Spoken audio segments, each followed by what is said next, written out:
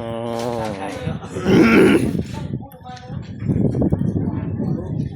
ให้เข้ากล้องเลยเปลี่ยนนี้ก่อนนะ3 กิโล3 กิโลไปครับเนาะเฮ้ยไปครับ6 กิโลเลยนะ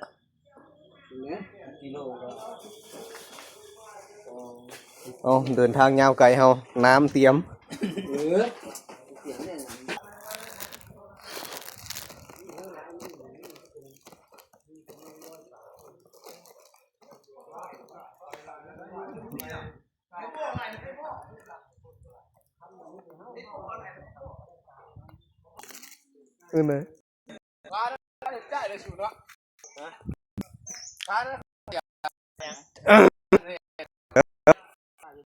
เรียบร้อยแล้วเขาใช่ปุกโต35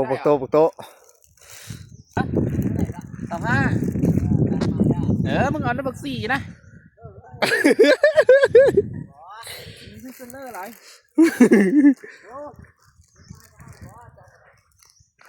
โอ้เย็นแล้วน้ำเนี่ยเย็นนะโอ้ถ่ายไปได้แล้วได้ยินเสียงแล้วเข้าอ่ะ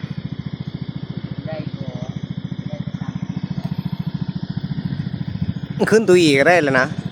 เซตได้อะเคยลิ้นตัวอีมาก่อนเข้าแล้วตัวได้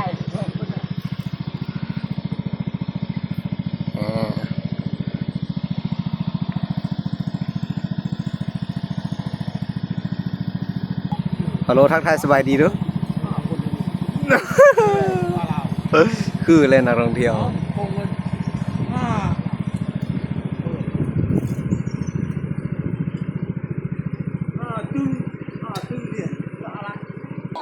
นี่มีงัวพร้อม9,000 ล้านเลย9,000 ล้านเหรียญหมดเลยเป็น9,000 ล้านบาทได้แล้ว9,000 ล้านบาทยังเงินนักแล้วนี่9,000 เหรียญนึงโหด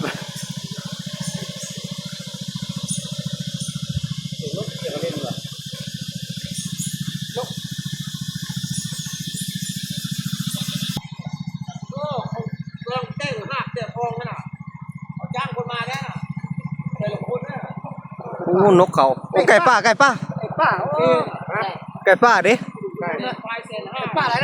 ไก่ป้ากำลังถ่ายไก่ป้าของเขาน่ะไก่ป้าโอ้ตัวเมะสองเลยเด้โอ้ไก่ไหลนะอุดมสมบูรณ์นั่นเลยอ่ะ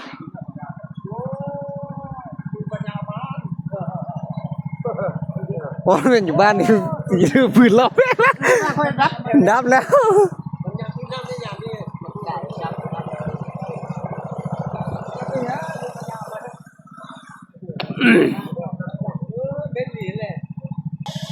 มุนต้นไม้นะ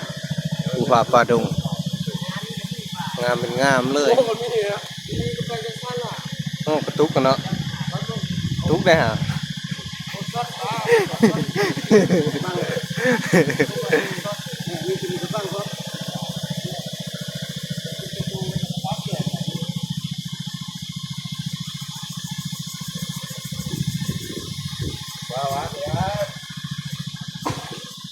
เอาไหนเลยนะโอ้จะมาอยู่แบบนี้รับเลยนะโอ้รับเรียเล่าอีกเหมาะเลยสำหรับการแสดงหนัง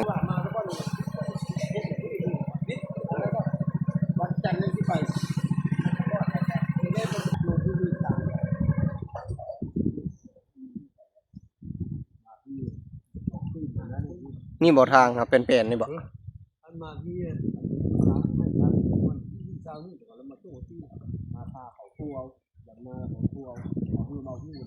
โทรได้เหรอพาไปเลยได้สุขของไปพาไปแล้วสุขของกลางไป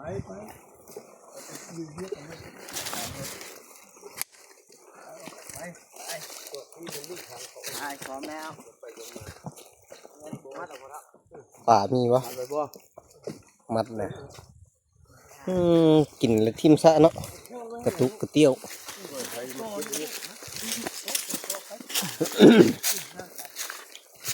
มีบนคนดังไฟเยอะเปลี่ยนหมดเลยว่ะ เอาสาวแล้วข้างในทีไปทางไหนนี่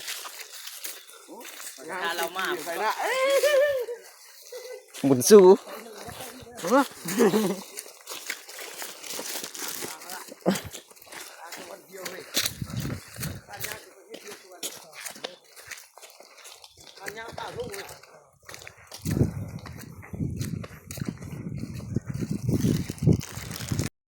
ฝากคนมาน้ำไม้นะ ยังวะ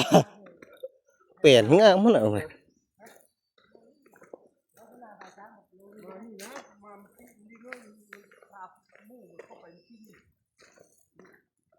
คนไปก้อนเขาเราเลยครับ มาจากทางไหนมาจากทางบ่อมเหรอ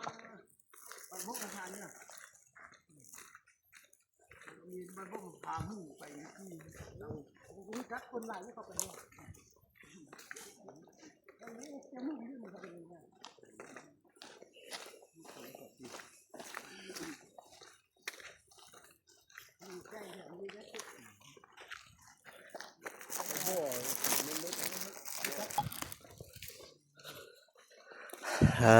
ย ลูกไหนให้ทุกเสียรถถึงน้ำได้ แม่โสดทางโดด ลูกจะกู้อย่างนั้นเลยนะ คือทางเปลี่ยนกูทางไปหน้าสมบัติได้นี่ฮะ แบบฟูแบบนี้ก็คักเลยฟูนะ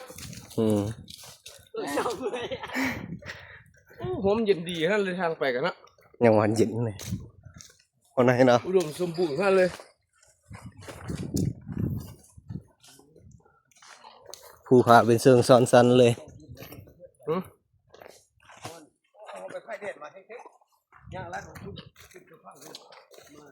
บอกว่าให้นักคนนั้นเป็นไง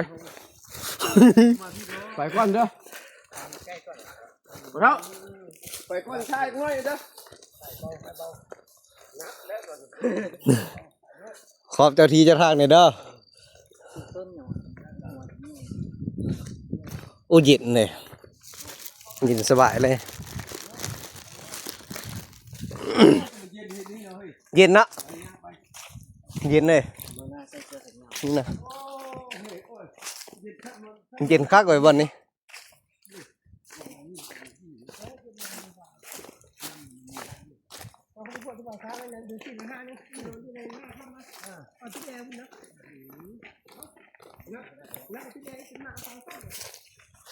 ทำไม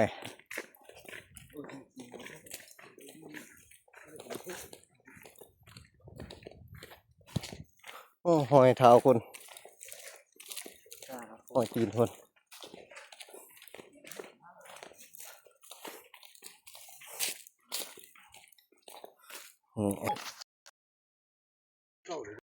มือสองมือนึงบ่เขาเปิดนะเย็นที่มีหนังนี่ มีวัดบ่พอเขาไงศาลาพักเศร้าบ่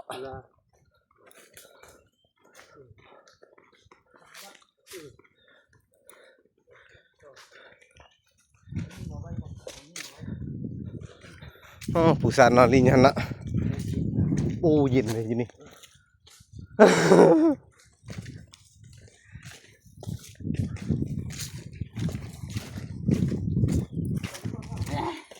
เนี่ยสุดผ่าเลยไหม งามเลย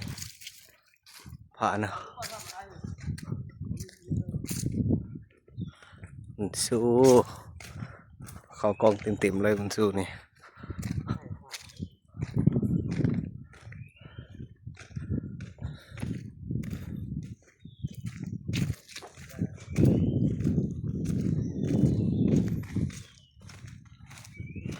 นี่ก็น่าจะฮอดปากถ้ำแล้วกันวะศาลาพักเศร้าพุ่นนะโอกใหญ่พุ่นเนาะยิงงัว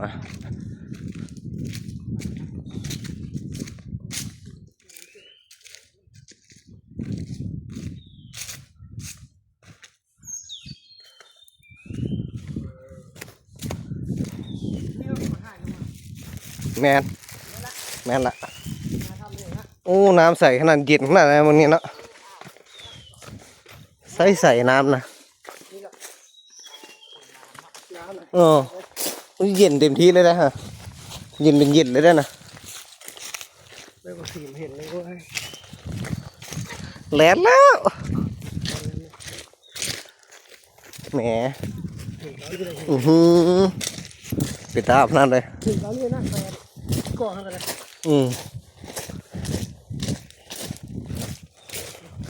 ปากคำทางเข้า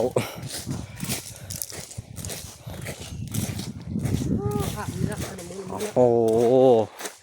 สวยงามนั่นเลยถ่ายหูไหมกล้องบักตู้ซัดนะไปยังครับยังนี่ป่าเป็นหมูเลยโอ้ยโอ้เอ๋นะนี่ป่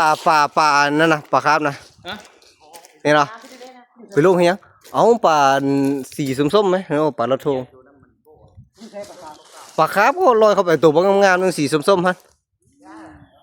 อ้าวแมนก็กันเห็นก็กับบักซูฮะแมนอันนี้คือปากถ้ำทางเข้ารับแล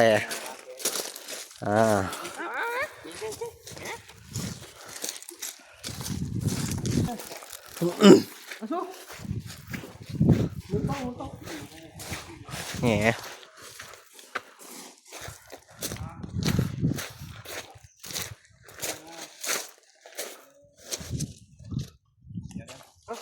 ฮอตแล้วปากถ้ำไปวัดกระตึบ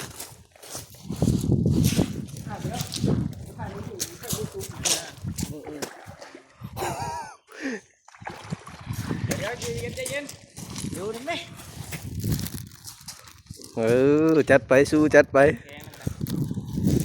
อันนี้ตากล้องของเงานี่เลยนี่สิกำลังเตรียมตัวเข้าใส่โฟมแล้วนะทางก็ทำน้ำเย็นเดิน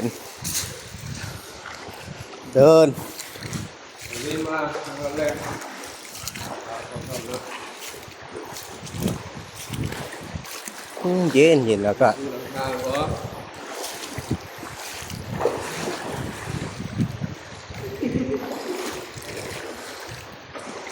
บุญบารมีมาฮอสเลยนะ อย่างว่า ล้นมาเลยเลยแบบ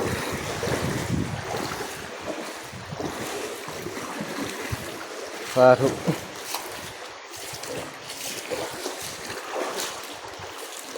เบิ่งน้ำความใสใส่น้ำนะ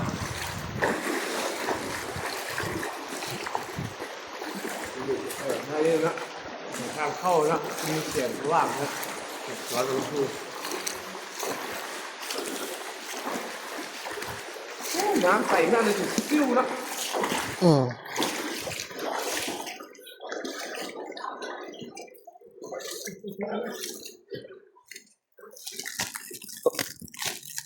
ไปความน้ำใส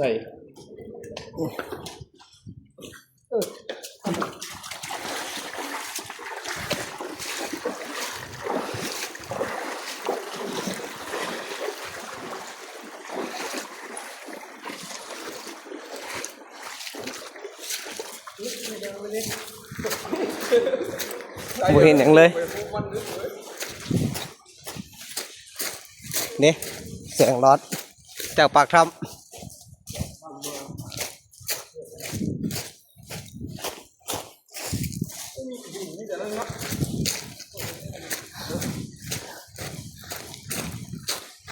มือตึ๊บ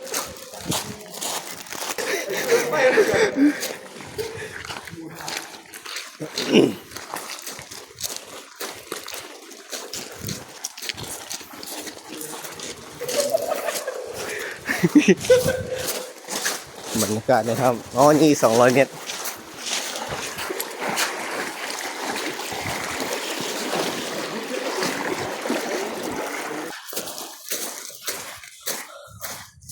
ทางพักขนาดน่ะปิดอุโมงค์เข้าไปเลยนะมองก็เลยนะตรงนี้นะ เรียกผ่าสองหน่วยนะอันนี้ระหว่างกลางเสื่อมมันนะเนาะ มันเชื่อมไว้อย่างเดียวนะ อันนี้ระหว่างกลางเสื่อมของผ่าสุดสองหน่วยนะ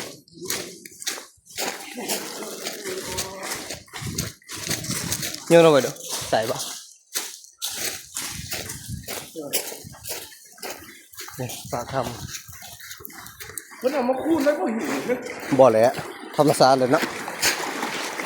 เด็กมันป่านะเฮ้ย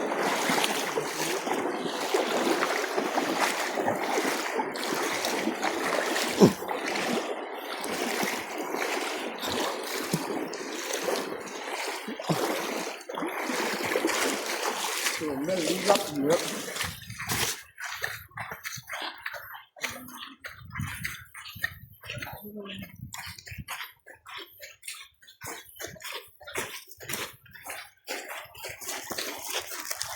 โอ้เกี่ยวกับตัดหิน ป่า ออมมากเลย หวังนะ โอ้มีลมสอดเข้ามาแล้วครับ มาส่งเลย ลมเลย พักสิทวง เสื้อยางเลยนะ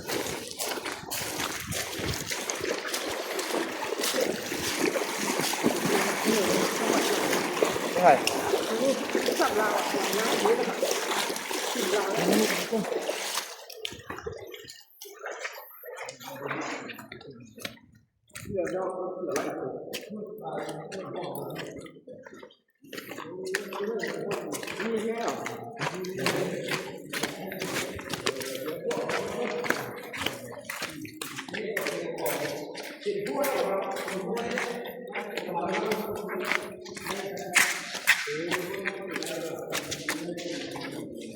ไม่อย่างสิ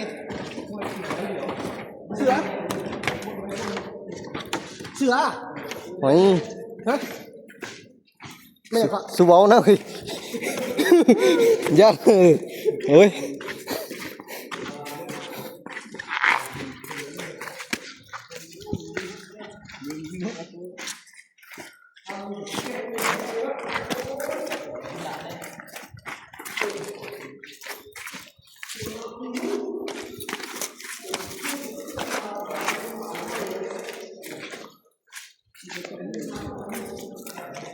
คุณบุญถ้าไฟฟ้ามาฮอนี่ยันหลอดไฟเลียงเสยลายเนาะ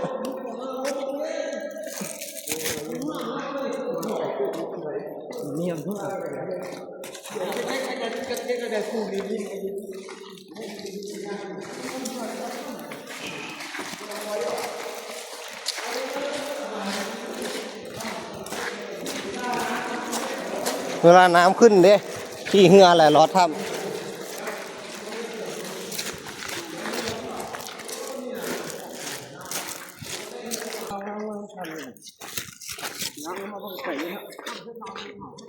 ทำสมัยก่อนนะบึง นี่เป็นอย่างนี้ เ ยอดที่ก็พอเรื่องคือเขาจะแสดงหนังนะเนาะเรื่องคือที่ได้หนังนะแบบว่าทำเป็นไหลทำอะไรนะนี่นะนี่จ้ะ ไอ้สิหูเฮ้ย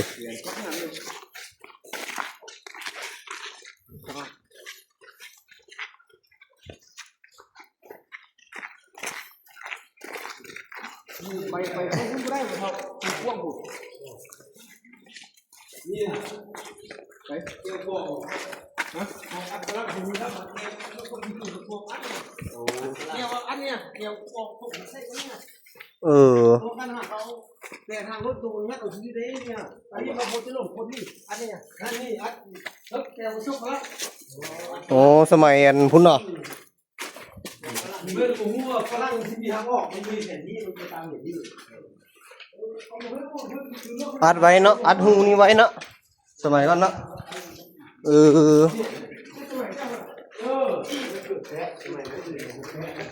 สมัยสงครามแล้วเข้ามาลีเข้ามาลบอยู่ในนี่แหละซึกเลย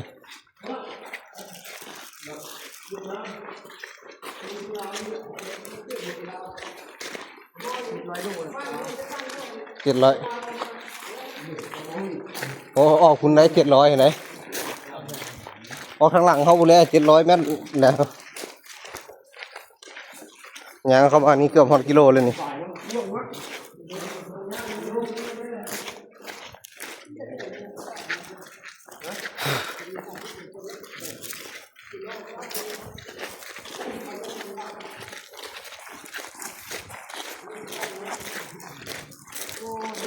โอ้ถ้าเอามาอีกงั้นหลงได้สี่เลย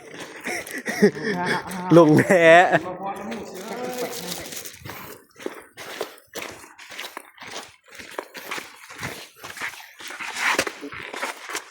นี่โต๊ะ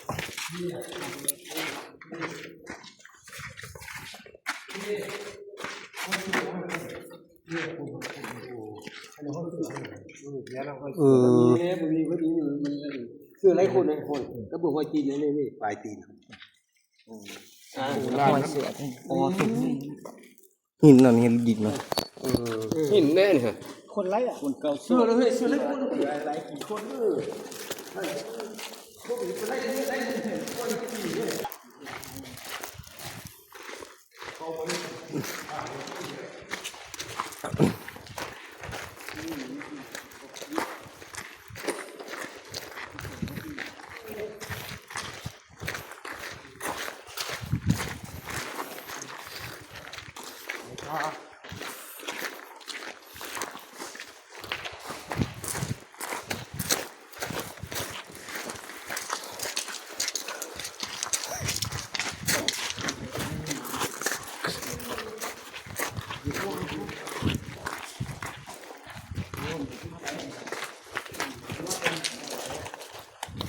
ผงขนมเนาะเดี๋ยวมันยังเรื่องต้องตัดป้อง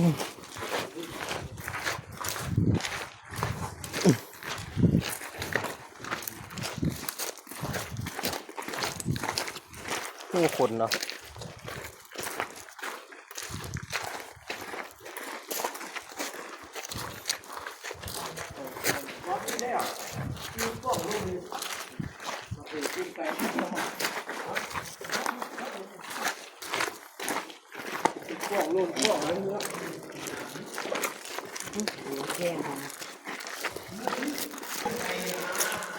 สองอากาศสองลมเลยฮะ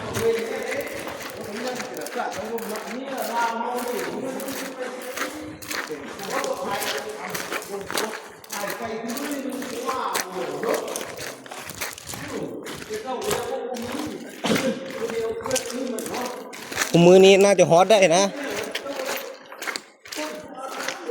เจ้าด้วยตัวมันร้อยละเนาะ ไม่อยากพัฒนาบ่เนาะ ทางออกนะ เน้งสายไฟขึ้นทั้งเทิงหมดเลยเนาะ ทางออก โอ้โหทางออกโอ้อลังการงานสร้างเลย ร้านหิน ประตูมิติ ร้านผมใหญ่เลยร้านหินเล็กนะ ทางขึ้นทางออกนะ จะพาไปกับครับ ประตูมิติ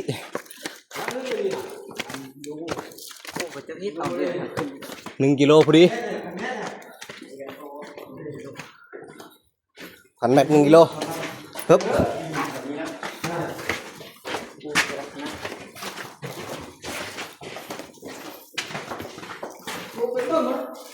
เอาอันนี้ห้องนั่นนี่นะเรื่องการสร้างสรรค์ด้วยบ้านมึงก็บ้านที่กูไปเบิกเก็บไป โอ้บึ้งหินนี่นะเรื่องมาเลย ปั่นตรงนี้หินบ้านนี้ด้วยเป็นไรวะปั่นง่ายนะ คุณหรอเฮ้ย คนหินข่าวปั่นง่ายนะ ข่าววันงานสร้างคนรู้คนเหยียบหลาย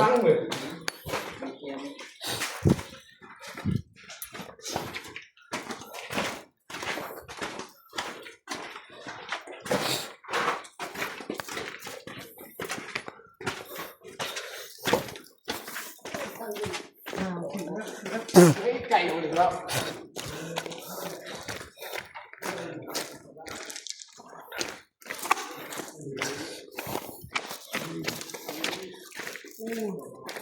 ปั่นข้ามมา อ๋อ ลุกอีกลุกนึงแล้ว ตูมิติ ปั่น รูปนึงเลย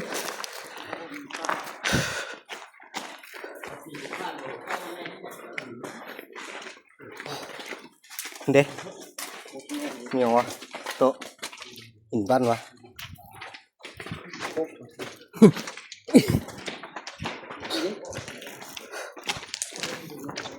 โหเนี่ยพ่อ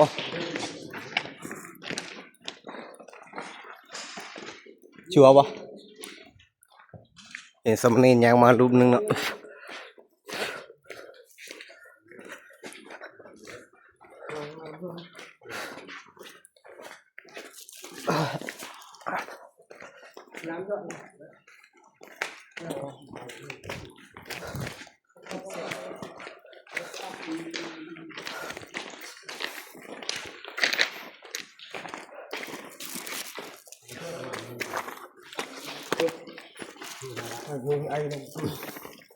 ใส่สมณีอ๋อ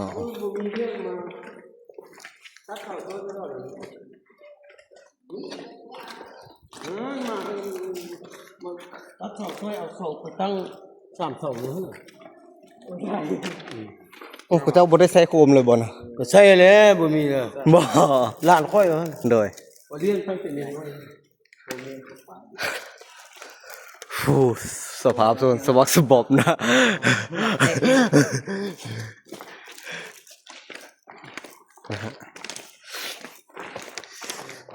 หลอดป่องทำมาได้แล้วเนาะ มีสัญญาณช่วย มีสัญญาณช่วยจะคิดเฮ้ยแล้วจะไพ่นะขามาก่อนนะ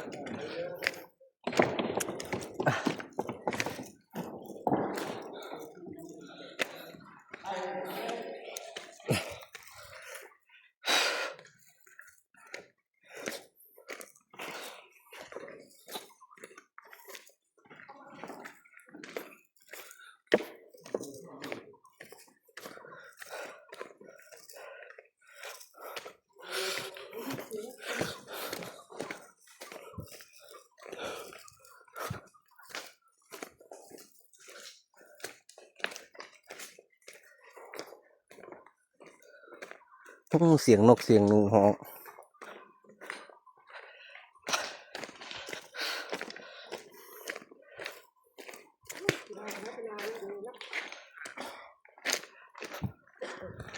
อ๋อเราทำมาแล้วสะวัน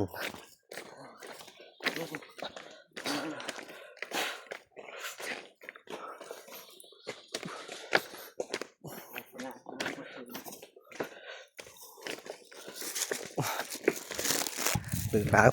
างต่อนะฮะ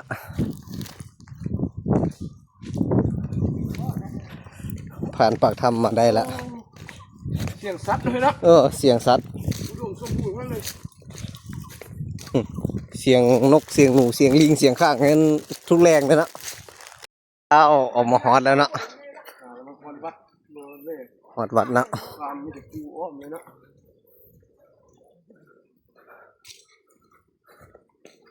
วัดป่า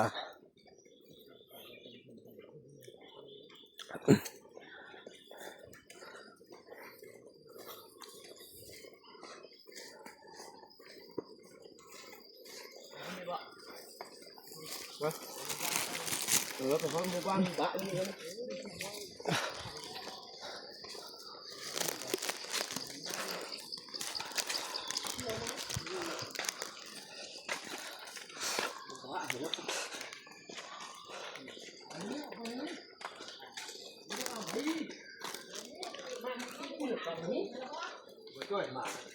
4 โมง 5 โมงพุ่นน่ะมันใกล้อันผู้หกไว้ มีชี มานอนอยู่วัดก็คือกันนอนอยู่วัดนี่วัดนี่ฮะคือกันเว้ยลงมือนั่งนี่เดี๋ยว ใครเร็วเรียกให้นั่งด้วยหรอปะ อย่านะ นัดสุดท้าย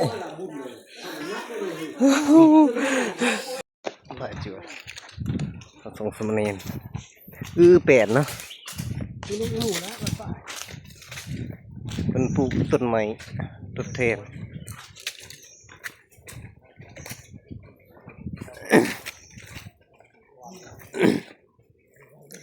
บอนสร้างเก่านั่นประตูโค้งนั่นนี่หอมๆนะประตูโค้งนะสมัยก่อนนะ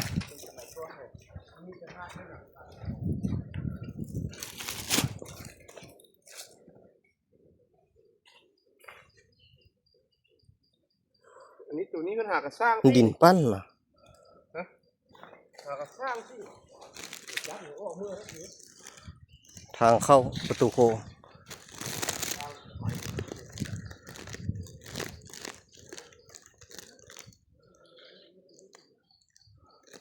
โบราณสถานเลยบอล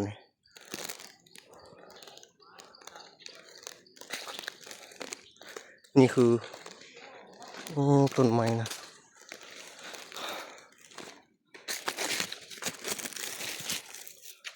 นี่น่าจะเป็นอุโบสถนะ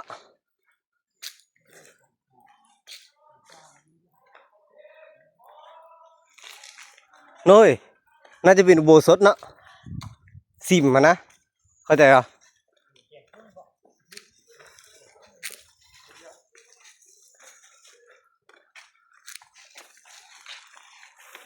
เป็นยังไงโตโต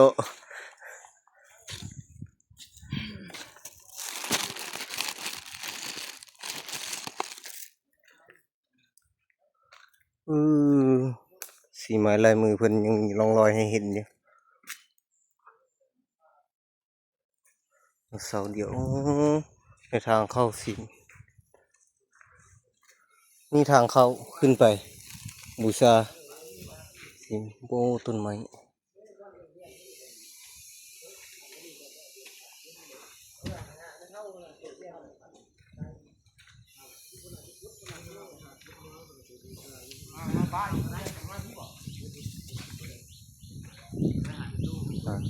ก็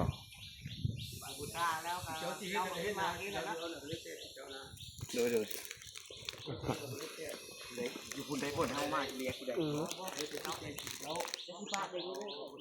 มีวัดนะเขาป่วย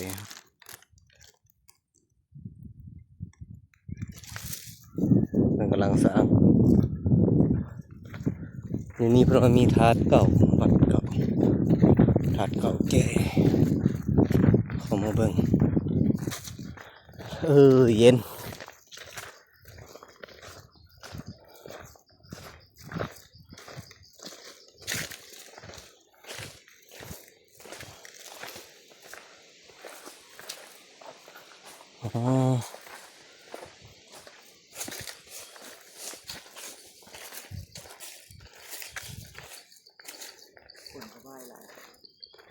ผ่านเล็กอ่ะคนในงานเบิ่งโอ้ยอย่างนะเดี๋ยวผ่านเล็ก จะหาไปไปเอาผมซื้อน้ำด้วยนั่นน่ะ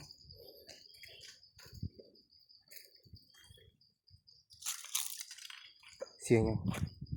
นกเย็นสบายนะ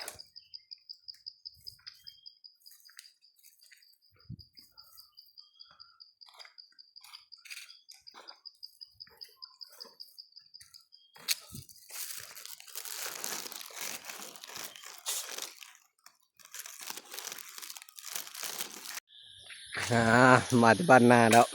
กำลังฮอดกระตึบสภาพลูกพี่ใหญ่เฮินเนาะ ละเริงแจ่มใสนะฮะพร้อมด้วยสหายเพิ่นโกชิดเนาะนี่น้องหันหน้ามาใส่กล้องได้ไหมยิ้มนะเดี๋ยว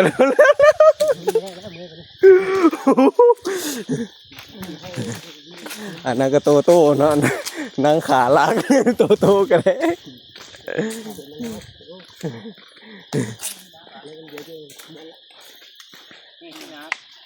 เฮ้ยเดี๋ยวเย็นๆจักป่องได้เนาะโตขายก็แต่มันฮ้อนเหร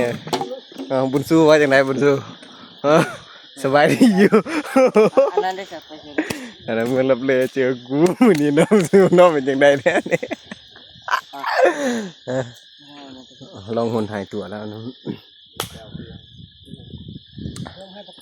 จากลาก็มาถึงนะฮะในตอนนี้ไอ้น้องเขากำลังพากันย่างกลับเนาะ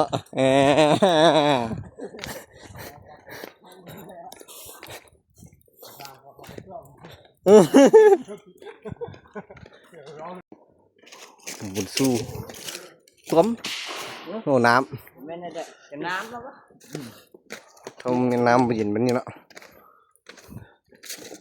เนาะโอ้เย็นเย็นเย็นเย็น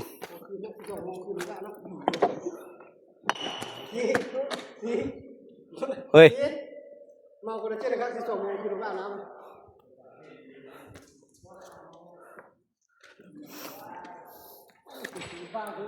โอ้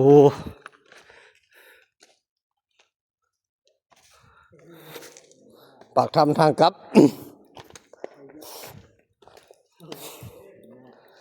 หนังแอร์เย็นสวยแอร์เย็น đó โอ้มึงในไทยกูฮะ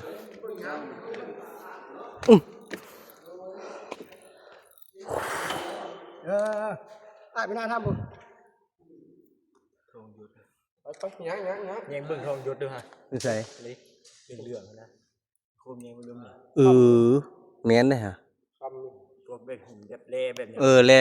แร่ทองแบบมันไหลลงมานะน้ำย้อยนะมันก็เซาะลงมาเลย แม่ของมึงนะไป แม่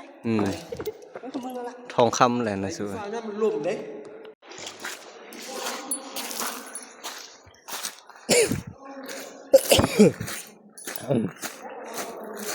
จังหวะกลับนี่คือทางออกนะ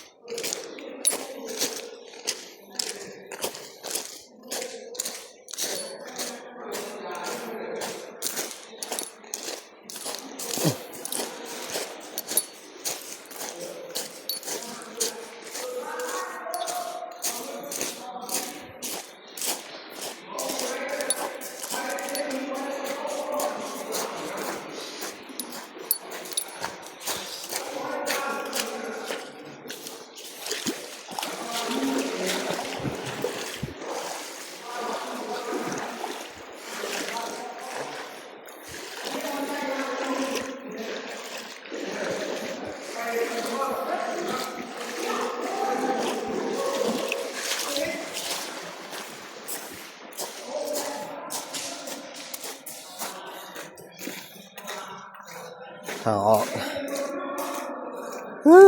ตู้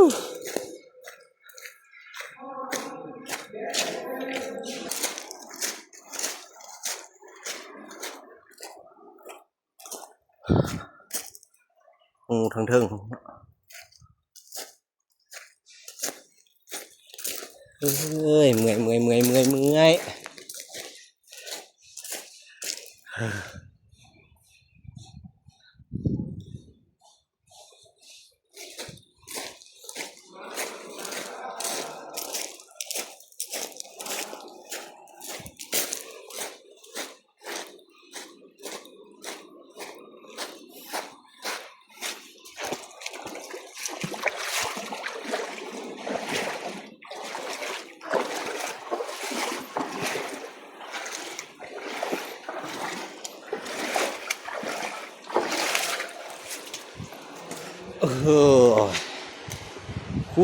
คู่ชิด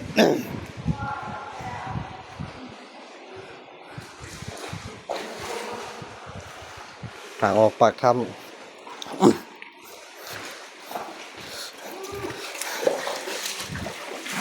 เป็นไงเย็นวะ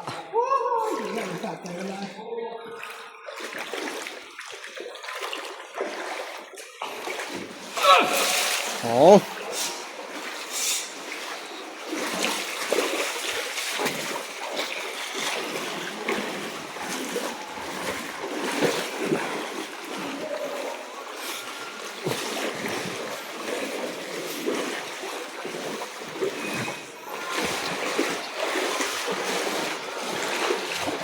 น้ำใสโอ้โช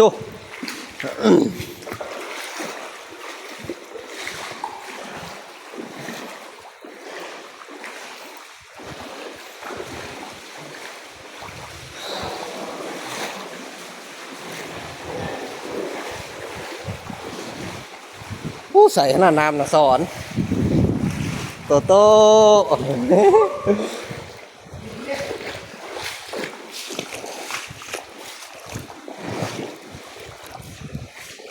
นี่บุญสู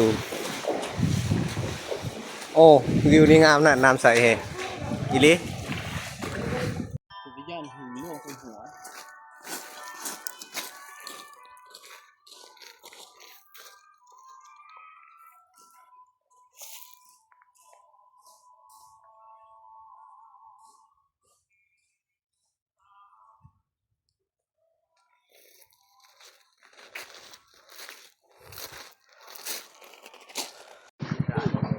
แถวนี้เขาเห็นไก่ป่านอนอยู่แถวนี้เนาะ ไว้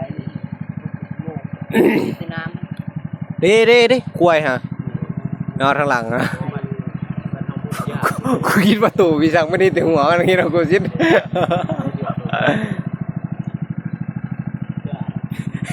หัวเรากูคิดดิ ำ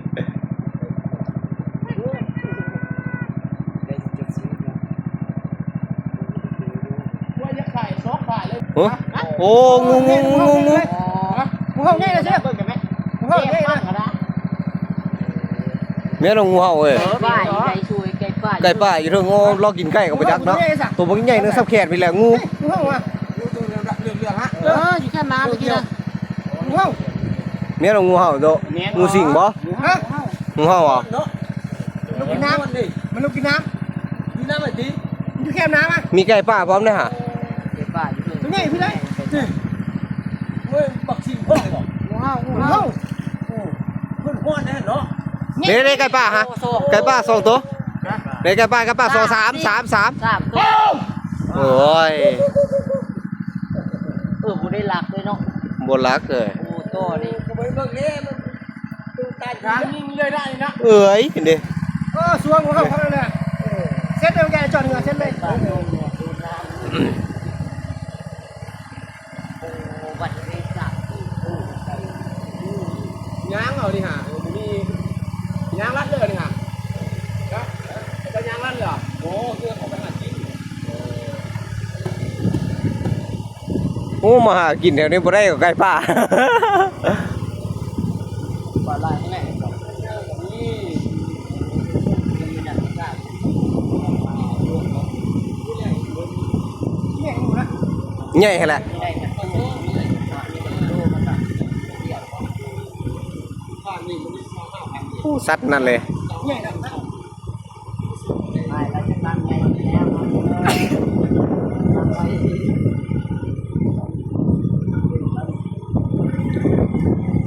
จะมาของเราน่ะ โอ้ยสาวตัวโอ้อาบน้ำมันตัวเอ้ย ขาวตัวขาวไปก็เดียวเรานะ อ้าวมึงลง YouTube ไปหลีเลย ว้าว ช่วย เป็นแล้วได้ บ่ลงไหนสุดดำเด้อกูเด้อสุดดำนะ นี่น่าจะดับเลย เนาะได้ โอ้หันหลังใส่กล้องอีก เฮ็ดบาทสิติดซึ่งไหนเด้อเฮ็ดบาทติดซึ่งไหนเด้อได้ โอ้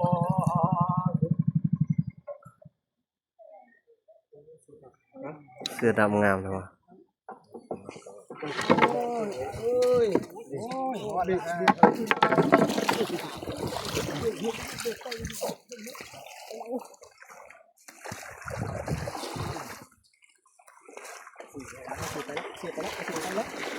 จะมาเสียเนี่ยไปเลย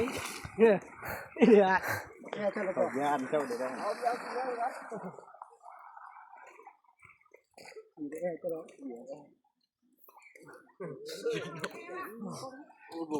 ปอดฟังสุดดำเด้อ